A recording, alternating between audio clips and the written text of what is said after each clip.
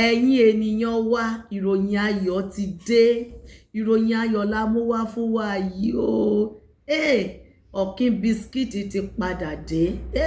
Wọ́n padà dé pẹ̀lú ọwọ́ agbára, ọwọ́ tó làmìlaka, pẹ̀lú ọwọ́ agbára ni wọ́n fi padà dé. Tẹ́ ẹ bá nígbàgbé, ẹ jẹ́ ká rán wa létí wípé bisikíìtì kan mà tẹ̀ ń jẹ́ ọ̀kín bisikíìtì nílẹ̀ Yorùbá, tó jẹ́ pé ilẹ̀ Yorùbá ní iléeṣẹ́ wà láti ọwọ́ ọmọ Yorùbá tí orúkọ wọn ń jẹ́. Orúkọ olùdásílẹ̀ iléeṣẹ́ ọ̀kín bisikíìtì ni olóògbé olóyè Emmanuel Adésóyè, tí wọ́n jẹ́ ọmọ bíbí ìlú Ọ̀fà ní ìpínlẹ̀ Kwara. Ìlú Ìjàgbó ni iléeṣẹ́ ọ̀kín bisikíìtì wà ní ìgbà náà lọ́hùn-ún. Onírúurú ọlọ́kan òjọ̀kan àwọn bisikíìtì tó jẹ́ olókìkí òun ni wọ́n máa ń pèsè, tí wọ́n máa ń gbé jáde ní iléeṣẹ́ ọ̀kín bisikíìtì. Àwọn náà ni bíi shortcake biscuit, cabin biscuit àti coastal biscuit. Àwọn onírúurú ọlọ́kan òjọ̀kan bisikíìtì aládùn báyìí ni wọ́n máa ń gbé jáde. Ṣùgbọ́n báyìí ọmọ wọn tí orúkọ rẹ̀ ń jẹ́ Ṣọlá Adésóyè, wọ́n ti sọ̀rọ̀ wípé láìpẹ́ láì jìnnà wọ́n máa jí ọ̀kín bisikíìtì dìde. Ó máa jí dìde pẹ̀lú ọwọ́ agbára tó dẹ̀ máa làmìlaka, tó máa rinlẹ̀ káàkiri gbogbo Nàìjíríà, pàápàá jùlọ ní ilẹ̀ Yorùbá. Adésóyè, àwọn ni wọ́n dá iléeṣẹ́ ọ̀kín bisikíìtì sílẹ̀ o ní early 70s, 80s, 90s. Ẹ̀yin tẹ́ bá wa rántí bisikíìtì ọ̀kín. Ṣùgbọ́n nígbà tó kọ̀ ya ni a kò gbúrò rẹ̀ mọ́. Ọmọ wọn ti jáde, ó ti sọ̀rọ̀ o. Ìyẹn ni ọmọ wọn, ọmọ ẹni tí ó dá iléeṣẹ́ ọ̀kín sílẹ̀, Ṣọlá Adésóyè. Wọ́n ti jáde, wọ́n ti sọ̀rọ̀ báyìí wípé ìpadàbọ̀ ọ̀kín bisikíìtì ní tìsẹ̀yìn, wọ́n ní ọwọ́ agbára ni wọ́n máa gbé wọlé. Inú wa á dùn o tí wọ́n bá lè bẹ̀rẹ̀, tí wọ́n lè mú padà wá. Àwọn ilé iṣẹ́ tí wọ́n ti gbàgbé, tí wọ́n ti dòkú ní ilẹ̀ Yorùbá, kán máa bá wa jí dìde. Àwọn ọ̀dọ́ wọn á lè ríṣẹ́. Ètò ààbò bá ti wà, ẹ rí wípé ilé iṣẹ́ gidi, àwọn ilé iṣẹ́ ńláńlá jàǹkànjàǹkàn á bẹ̀rẹ̀ sí ní máa dìde ní ilẹ̀ Yorùbá. Ẹ̀yin ènìyàn wa, ìròyìn yẹn lẹ́yìn ó jáde lẹ́ni o. Èyí tó jẹ́ ọjọ́ 25 oṣù keje 2026 ní ìròyìn yẹn ń jáde látàrí bí a ṣe ń mẹ́nubà lórí ètò. Tẹ́ bá nígbàgbé pé a máa ń mẹ́nubà wípé àwọn ilé iṣẹ́ tó ti lọ tá a ti ní nílẹ̀ Yorùbá tẹ́lẹ̀, tó kọ̀ dìgbà kan tá a gbúrò wọn mọ́. ọ̀kín bisikíìtì ní ọṣẹ ST, PLZ, oríṣiríṣi àwọn ilé iṣẹ́ ń bá wọn yẹn tó ti wà nílẹ̀ Yorùbá tẹ́lẹ̀ dáàrí mọ́. Wọ́n ní àwọn ń rí o. Ìyẹn ni ọmọ ẹni tó dá iléeṣẹ́ ọ̀kín bisikíìtì sílẹ̀. Wọ́n ní gbogbo ẹ̀ làwọn rí lórí ayélujára, bí àwọn èèyàn ṣe ń ní ìrètí láti lè máa rí pé àwọn dá iléeṣẹ́ yìí padà, àti wípé bí ó ti ṣe ń wu àwọn èèyàn ń jẹ gbọ́. Ẹ̀yin wo ni ọ̀kín bisikíìtì ń wù ń jẹ? Jẹ́ ká fi ìròyìn yẹn tó wa létí. Ọmọ ẹni tí ó dá iléeṣẹ́ ọ̀kín bisikíìtì sílẹ̀ sọ̀rọ̀ nípa ìròyìn ìpadàbọ̀ àwọn bisikíìtì ọ̀kín. Iléeṣẹ́ ọ̀kín industry, ó sọ pé àwọn ń ṣe ìgbìyànjú láti tún mú àmì ọjà bisikíìtì ọ̀kín tí ó gbajúmọ̀ padà wá sí ipò rẹ̀. Òun ó sì ń lọ lọ́wọ́, èyí tí ó fúnni ní ìrètí pé yóò padà sí orílẹ̀-èdè Nàìjíríà gẹ́gẹ́ bí ọ̀pọ̀lọpọ̀ ti ń retí rẹ̀ láìpẹ́. ọ̀kín bisikíìtì ń múra sílẹ̀ láti tún padà wá pẹ̀lú ọwọ́ agbára. Wọ́n ti bẹ̀rẹ̀ iṣẹ́ àtúnṣe ní ilé àti ilé iṣẹ́ náà láti oṣù keje ọdún 2026. Wọ́n ti fi àìní iná mọ̀nàmọ́ná 33 kVA tí àwọn ilé iṣẹ́ amúnáwá apínná IBEDC sórí ẹ̀rọ ilé iṣẹ́ náà láti dá àwọn iná eléyìí tí ò sí níbẹ̀ padà wá. Iṣẹ́ tí ń lọ lọ́wọ́ ló ní pẹrẹu ní iléeṣẹ́ ọ̀kín bisikíìtì. Èyí ni àwọn tí àwọn ọmọ Nàìjíríà kọ síbẹ̀ o. Wọ́n ní ẹjọ́ ẹ bá wa dá padà wá o. Àti ń pàdánù adùn ọ̀kín bisikíìtì shortcake yẹn. Ẹ gbọ́ ẹ̀yin ènìyàn wa, ṣé ẹ̀yin náà ti pàdánù adùn ẹ̀? Ṣé ẹ ní ìrètí láti rí wípé ẹ fẹ́ padà máa jẹ ọ̀kín bisikíìtì? Ẹ̀yin wo lẹ ti ń gbáradì láti lè máa jẹ ọ̀kín bisikíìtì dáadáa báyìí? ẹ bá wa gbé kùndùsì fún ọmọ wọn Ṣọlá Adésóyè pẹ̀lú àwọn iṣẹ́ jàǹkànjàǹkàn iṣẹ́ ńláńlá eléyìí tí wọ́n ti ń ṣe lọ ẹ̀wọ̀n ilé iṣẹ́ yẹn lẹ̀ ń wò yẹn ṣe rí pé igbó ti bò ó. Wọ́n ti bẹ̀rẹ̀ sí ní gé àwọn ìkoríko gbogbo àyíká náà. Àwọn tó jẹ́ apínnáká iná mọ̀nàmọ́ná IBCDC ìyẹn ní Ìbàdàn Electricity Distribution Company wọ́n ti bẹ̀rẹ̀ sí lọ síbẹ̀ láti lè lọ máa tú àwọn wáyà gbogbo àwọn tí ó lè gba iná mọ̀nàmọ́ná sára láti lè jẹ́ kí ilé iṣẹ́ yẹn kó dúró déédéé. Wọ́n ti bẹ̀rẹ̀ iṣẹ́ níbẹ̀ o. Ẹni tó dẹ̀ wá jẹ́ ọmọ olùdásílẹ̀ ilé iṣẹ́ yẹn Ṣọlá Adésóyè wọ́n ti sọ̀rọ̀ wípé àwọn náà ń rí wípé àwọn ará ìlú wọn nífẹ̀ẹ́ sí ilé iṣẹ́ àwọn ṣùgbọ́n láìpẹ́ láì jìnnà yìí iṣẹ́ yìí ó bẹ̀rẹ̀ ní pẹrẹu níbẹ̀ àwọn máa mú gbogbo ẹ̀ padà wá pẹ̀lú ọwọ́ agbára láìpẹ́. Ẹyẹ ènìyàn wa ìròyìn ayọ̀ ni o. Gbogbo àwọn ilé iṣẹ́ eléyìí tó ti dòkú tá a gbúrò mọ́ nílẹ̀ Yorùbá láti ọwọ́ ọmọ Yorùbá ẹ̀yin ẹ wá wò tó yẹ pé ilé iṣẹ́ yẹn ṣì wà títí di èní kẹ́ ẹ wo iye àwọn èèyàn tá máa ṣiṣẹ́ níbẹ̀ kẹ́ ẹ wo iye àwọn èèyàn tá máa jẹ àǹfààní ẹ̀ kẹ́ ẹ wo iye ẹ̀ka tó ti máa ní sílẹ̀ Yorùbá á ti di àràbà gidi ṣùgbọ́n àdúpẹ́ náà wípé wọn ò gbàgbé iléeṣẹ́ yẹn wọ́n ní wọ́n máa mú gbogbo ẹ̀ padà wá sípò. Ẹ̀yin ènìyàn wa ẹ̀yin bàbá wa ẹ̀yin ìyá wa torí gbogbo ọ̀rọ̀ tá à ń sọ yìí àwọn ọmọ Indomie generation àwọn Gen Z wọn ò mọ nǹkan tó ń pè ní ọ̀kín o wọn ò mọ nǹkan tí wọ́n ń pè ní ọṣẹ ST o wọn ò mọ nǹkan tó ń pè ní PLZ o kò sí ètò wọn ò mọ yẹn. Ẹ̀yin bàbá wa ẹ̀yin ìyá wa early 70s 80s 90s 60s ẹ máa bá wa kọ́ àwọn ilé iṣẹ́ wo lẹ́yìn náà rántí tó jẹ́ pé láti 60s 70s 80s 90s tó wà nílẹ̀ Yorùbá tá a tẹ̀ gbúrò mọ́ báyìí. Ẹ jẹ́ ká máa rí lọ́dà comment section ká bẹ̀rẹ̀ sí ní máa polongo ẹ̀ báyìí wípé gbogbo àwọn ilé iṣẹ́ wọ̀nyí sẹ́ ẹ máa dá padà wá sílẹ̀ Yorùbá ẹ dá padà. A nílò ètò ààbò a nílò àwọn ilé iṣẹ́ wọ̀nyí tí ètò ààbò bá wà oríṣiríṣi ilé iṣẹ́ ló máa wà èyí pé àwọn ọmọ jáde iléèwé wọn ò ríṣẹ́ kò ní sí yẹn ń bẹ̀ mọ́ bí àwọn ọmọ ṣe ń jáde báyìí wọ́n máa lọ sí ilé iṣẹ́ wọ̀nyí wọ́n á dẹ̀ lọ máa ṣiṣẹ́ ni tí Ọ̀kín bisikíìtì bá bẹ̀rẹ̀ báyìí mọyì àwọn èèyàn tó máa gbà síṣẹ́ ni mọyì ẹ̀ka tí wọ́n máa ní ìpínlẹ̀ sí ìpínlẹ̀ ni gbogbo ilẹ̀ Yorùbá pátá ní ẹ̀ka ẹ̀ máa wà bá a ṣe gbàdúrà ẹ̀ fún wọn nìyẹn o. Brọ́dà wa bàbá wa Ṣọlá Adésóyè àfàdúrà ràn yín lọ́wọ́ o Ọlọ́run á bá wa fún yín ṣe o lágbára Ọlọ́run pẹ̀lú ọwọ́ agbára tẹ́ ẹ sọ yẹn ọwọ́ agbára yẹn gidi lẹ́ẹ̀ fi padà wá tó jẹ́ pé ó máa dàbí ìpadàbọ̀ Abidjan ni ẹ máa dé tẹrùtẹrù báyìí ni tó yẹ pé ó máa kalẹ̀ sí gbogbo ilẹ̀ Yorùbá tó yẹ pé ó máa rinlẹ̀ gidi ìyẹn là ń fẹ́ torí à ń fẹ́ kí ìlú wa kó dáa à ń fẹ́ kí ará ìlú kí wọ́n rí jẹ kí wọ́n rí mu kí iléeṣẹ́ wà lọ́pọ̀ yanturu ṣùgbọ́n ètò ààbò gbogbo wa náà lájọ níṣẹ́ ń ṣe nínú rẹ̀ tí ètò ààbò bá ti wà à ń sọ fún wa ètò ààbò bá wà tí iná wà ìlú máa dáa ẹ jẹ́ kí gbogbo wa kájọ pawọ́pọ̀ kájọ gbé lárugẹ o. Ẹ̀yin yẹn wa tẹ́ ń tẹ̀lé wa lórí àwọn ìròyìn wa tá à ń gbé jáde lórí AsakeTVnews.com ìròyìn yẹn wà ń bẹ àti gbé jáde síbẹ̀ èyí tí a ní káàkà fún wa lérèfé òun lẹ bá wa ń wò yẹn. Ṣọlá Adésóyè wọ́n dúpẹ́ lọ́wọ́ gbogbo àwọn ọmọ Nàìjíríà tí wọ́n ń gbé kiri o wípé iléeṣẹ́ Ọ̀kín bisikíìtì ti bẹ̀rẹ̀ iṣẹ́ wọ́n ní kì í ṣe pé ó ti bẹ̀rẹ̀ iṣẹ́ báyìí ṣùgbọ́n àwọn ti ń ṣiṣẹ́ lé lórí láti mú padà wá torí àwọn èèyàn wọ́n ti ń gbé kiri lórí Twitter lórí Facebook wípé ó ti bẹ̀rẹ̀ iṣẹ́ wọ́n ní kò tí ì bẹ̀rẹ̀ iṣẹ́ ṣùgbọ́n àwọn ti ń ṣiṣẹ́ lé lórí láti dá padà. Wọ́n ní ayọ̀ tuntun tí ó dìde nípa iṣẹ́ ṣíṣe ìpadàbọ̀ Ọ̀kín bisikíìtì ọ̀kan lára àwọn àmì ọjà oúnjẹ tí ó gbajúmọ̀ jùlọ ní Nàìjíríà ti mú kí Ṣọlá Adésóyè tí ń ṣe ọmọ ẹni tí ó dá iléeṣẹ́ Ọ̀kín bisikíìtì industry sílẹ̀ ṣe àlàyé kan láti ṣàlàyé ipò ọ̀rọ̀ náà. Àlàyé yìí wá lẹ́yìn tí ìròyìn kan lórí Facebook tó sọ pé iléeṣẹ́ Ọ̀kín bisikíìtì ti bẹ̀rẹ̀ iṣẹ́ títẹ bisikíìtì náà jáde síta bẹ̀rẹ̀ sí ní tàn kákàkiri pẹ̀lú àpò tuntun tí wọ́n fi ṣe é lọ́ṣọ̀ọ́. Ìròyìn náà fa ayọ̀ àti ìtara láàrin ẹgbẹgbẹ̀rún àwọn ọmọ Nàìjíríà tí wọ́n sì mọ bisikíìtì náà dáadáa ní àwọn ọdún bíi 1970s 80s àti early 90s.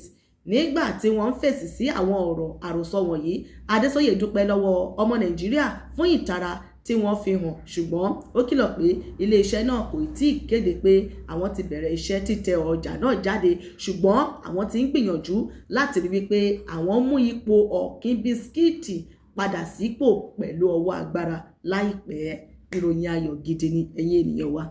Ẹ jẹ́ kí a fún wa ní update lórí nǹkan tó ń ṣẹlẹ̀ lọ́wọ́lọ́wọ́ lórí Lamenco flyover tó wà ní Lágìrì ní Ilé Ifẹ̀. A ṣètò yẹn lánàá, ẹ̀yin tẹ́ bá rí fọ́nrán yẹn, ṣùgbọ́n nígbà tó máa di àárọ̀ yìí, bóyá àwọn ètò tá à ń ṣe ó ń dọ́dọ̀ wọn, a rí wípé àtúnṣe ti ń lọ lọ́wọ́ lórí flyover tó tẹ̀jẹ̀ wípé àwọn Àmọ̀tẹ́kùn ni wọ́n kó sí orí flyover yẹn nígbà tí wọ́n ń ṣe damage control. Wọ́n ń ṣe àwọn àtúnṣe àwọn ibi tí a ṣe àfihàn ẹ̀ wípé ó ti bàjẹ́. Ẹ jẹ́ kí a fi ohùn sí kẹ́ bá wa rí àwọn ìtakùrọ̀sọ wàhálà díẹ̀ tó ṣẹlẹ̀ láàrin arákùnrin kan tó lọ ṣe àfihàn bí wọ́n ṣe ń ṣe damage control yẹn pẹ̀lú àwọn Àmọ̀tẹ́kùn ní orí flyover tó wà ní Lágìrì ní Ilé Ifẹ̀. Wọ́n ti ń ṣe àwọn ibi tí kùdìẹ̀kùdìẹ̀ wà. Ẹ jẹ́ kí a gbọ́rọ̀ lẹ́nu Àmọ̀tẹ́kùn àti arákùnrin tó lọ ṣe fọ́nrán yìí. Yes. Ẹ má wọrí, ẹ bá nílò ẹ bá ti wọlé.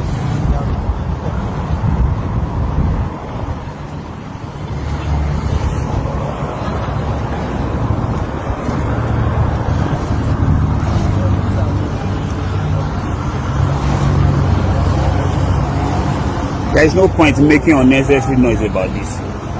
A passerby could go this way if it's for safety. It's not a must that we should use force. We are not used to force. Do you get? We are not used to force. Do you get? What's wrong with this guy? Who are you? Do you know who you are pushing? Who are you? You know who you are pushing? Don't worry. You know who you are pushing. Why are you using force? It's our collective property. No, it did not even enter. It's outside the cordon premises. No, we have talked, but he has not entered. The way he's doing is not normal.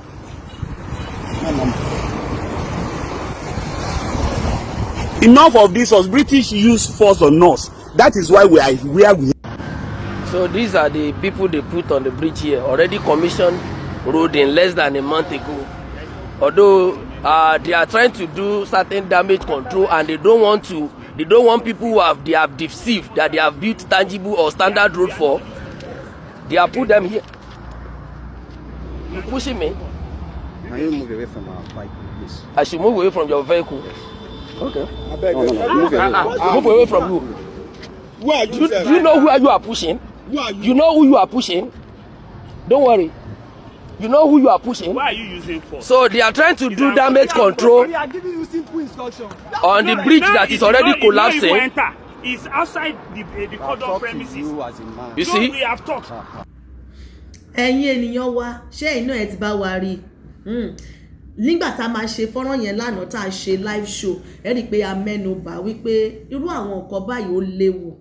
Ẹ̀mí ò lárọ̀, flyover la pé yìí kì í ṣe pé ọ̀nà tí ẹsẹ̀ kan ń gbà lásán, flyover tó jẹ́ wípé ó ìpalára gidi leléyìí lè jẹ́ fún ará ìlú. Ẹ má máa ṣerú ọ̀nà báyìí lórí afárá. Tẹ́ ẹ bá rí wípé àwọn contractor, àwọn tẹ́ ẹ gbéṣẹ́ fún pé iṣẹ́ wọn ò dáa, ẹ pààrọ̀ wọn. Kì í ṣe dandan ni pé kó jẹ́ pé àwọn ló máa ṣe, ẹ pààrọ̀ wọn kẹ́ gbéṣẹ́ fẹ́ lòmíì. Ẹ torí Ọlọ́run. Iṣẹ́ tẹ́ ẹ ṣe fún ará ìlú, aṣáájú lẹ jẹ́ fún ará ìlú. Ẹ má dẹ̀ máa wá ṣe àwọn àjàmbàkú iṣẹ́ tó máa bẹ̀rẹ̀ sí ní gbẹ̀mí lẹ́nu ará ìlú látàrí pé ẹ ṣọ̀nà fún ará ìlú. Eléyìí a ò ṣe láti fi tako ẹni kankan. Eléyìí kì í ṣe ọ̀rọ̀ òṣèlú bóyá APC àbí Accord àbí PDP. À ń sọ generally ni gbogbo yín pátápátá. Pàápàá jọ lórí ọ̀nà tàbí ẹ fẹ́ ṣe nǹkan kan bó jẹ́ pé iná náà ni, bó jẹ́ pé òpó iná náà lẹ fẹ́ ṣe ni, ẹ ṣe kó dúró dáadáa. Ẹ má máa ṣe àwọn àjàmbàkú iṣẹ́, àwọn ayédèrú iṣẹ́, ẹ ṣe dáadáa. Eléyìí tó máa last.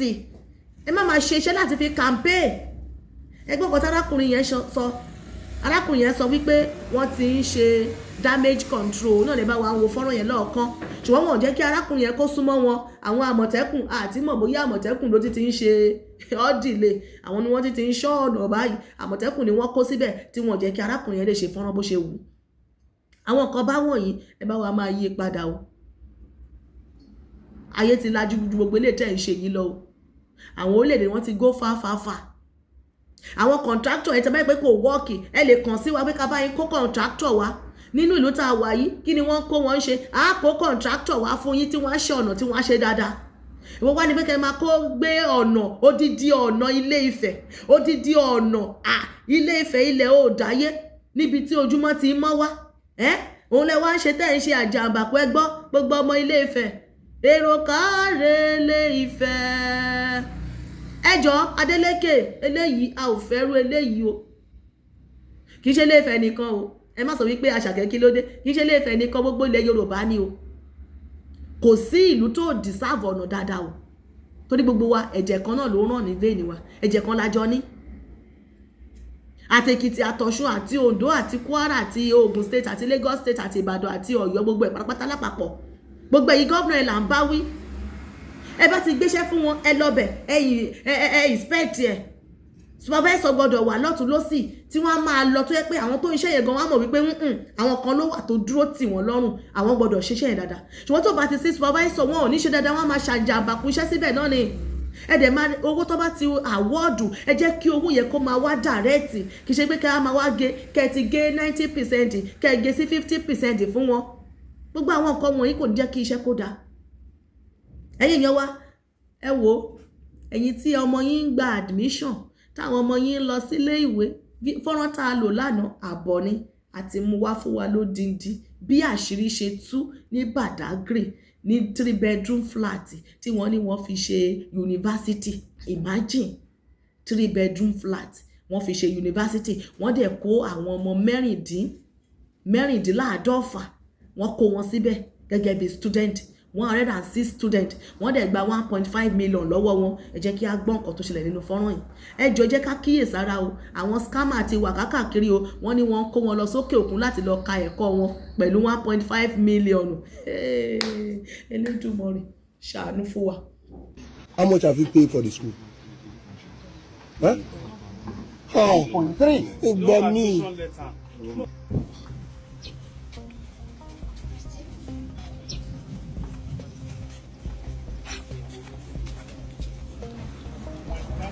At the back of the seat, you start sitting down at the back of the seat. Lapping yourself. Then you lap yourself. Yeah. Go and lap yourself. Go down. Lapping.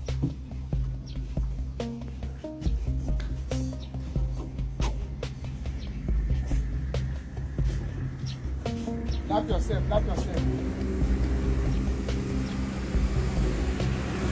I did this.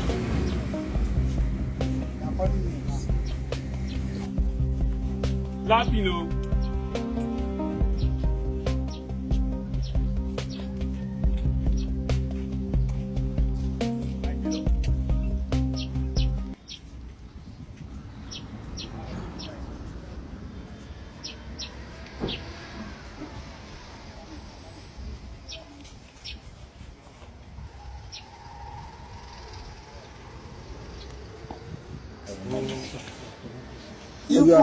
Even the parents may not know that she's currently in Badagry.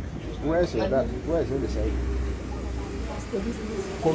How do you communicate your mom when you say she's not having it? Through my siblings. Did they promise you of traveling out of the country? You come to me.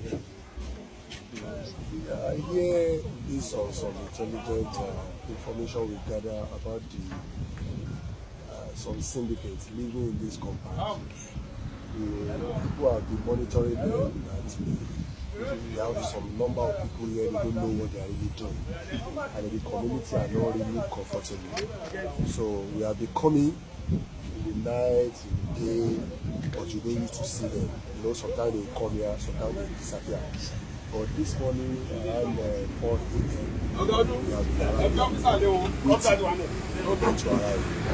unfortunately for them, they started coming in, and unfortunately for them, back on the very side, advance 106 of them. And there are girls also in the office also some investigation. What they claim is that they are operating online. They are operating school online.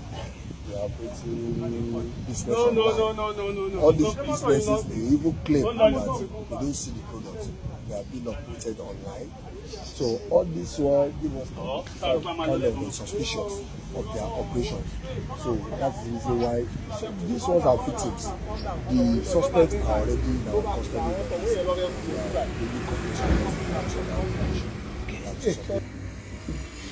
Ẹ̀yin ènìyàn wa ṣe bá wa rí wọ́n ní wọ́n ti mú suspect ó ti wà látìmọ́lé wọ́n ló pẹ́ tán ti ń ṣọ́ wọn táwọn bá kàn débẹ̀ àrí pé gbogbo àwọn ọmọ skul yẹn wọ́n ti kó wọn kúrò wọ́n ti disappear ṣùgbọ́n láàárọ̀ ọjọ́ tí wọ́n mú wọn yìí wọ́n rí wọn mú ṣíkún gbogbo àwọn ọmọ wọn ẹgbọ́n tán ní kan máa yá lap yourself ó yẹ ẹgbéra yín lẹ́yẹ kọ̀ọ̀kan wọ́n ṣe kó wọn kúrò ńbẹ̀ yẹn nìyẹn o ẹ jọ̀ọ́ jẹ́ ká kíyèsí àwọn ọmọ wa tí wọ́n wá admission ẹ̀yin òbí níṣòwò sí ajáde àpò ní bọ́ sọ́wọ́ alágbèédá o wọ́n ti gbá àwọn eléyìí báyìí fake university àìmọye bẹ́ẹ̀ àìmọye iléèwé tó lórúkọ tọmọ ajáde tí wọ́n ní rí sabuké gbà ẹ jọ̀ọ́ jẹ́ ká kíyèsára o àwọn ọmọ wa ò ní lọ náà ní káàbọ̀ ẹ̀kọ́ o ẹ bá wa pín ètò ẹ̀yin èèyàn wa kó lè kọ́ àwọn èèyàn wa lọ́gbọ́n àwọn ọmọ ń ṣe jambo wọ́n ń ṣe wáíkì wọ́n ń ṣe nẹ́kò lọ́wọ́ wọ́n ń gba rìsọ́ọ̀tì báyìí o irú àwọn iléèwé wọ̀nyí wọ́n pọ̀ sí ìgboro kọ́ má lọ kó sí wọn lọ́wọ́ o àní dààmú o ẹ̀yin ènìyàn wa òun náà lẹ bá wa rí lọ́tún lósì yẹn tá a ní ká mú wá fún wa bá wa pín ètò ẹ̀pin lógúnlógún ẹ̀pin lọ́gbọ̀lọ́gbọ̀ ìròyìn ayọ̀ la mú wá fún wa o wípé àwọn ilé iṣẹ́ tó ti dòkú nílẹ̀ Yorùbá wọ́n ti ń dá padà wọ́n ti ń jí dìde wọ́n ní láìpẹ́ láì jìnnà ká máa retí Ọ̀kín bisikíìtì brọ́dà Adésóyè àbí bàbá wa Adésóyè Olúṣọlá àwọn ni wọ́n sọ tí wọ́n jẹ́ ọmọ olùdásílẹ̀ iléeṣẹ́ Ọ̀kín bisikíìtì bàbá wa Adésóyè àwọn ni wọ́n dá iléeṣẹ́ Ọ̀kín bisikíìtì sílẹ̀ ní àwọn ọdún náà sẹ́yìn lọ́hùn àwọn ọmọ jẹ́sí àwọn ọmọ indomie wọn mọ̀ kan tó ń pè bẹ́ẹ̀ ṣùgbọ́n tó bá lè mú jáde báyìí àwọn náà wá rí wípé tó bá jẹ́ lẹ́nu wò gan wọn pé níbo wá ní Ọ̀kín bisikíìtì wà láti ọjọ́ tí wọ́n ti dá padà wá fún wa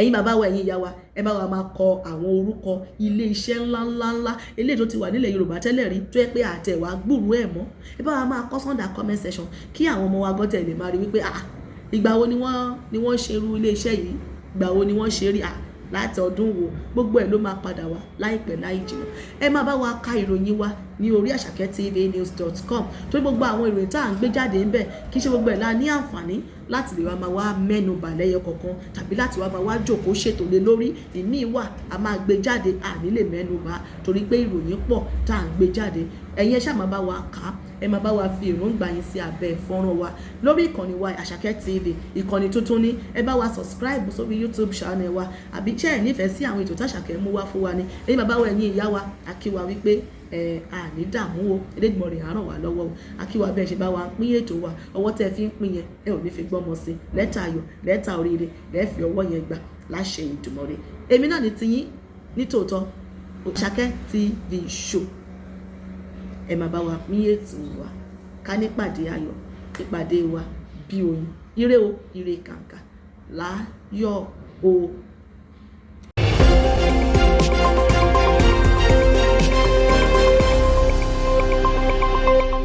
Àṣàkẹ́ TV show.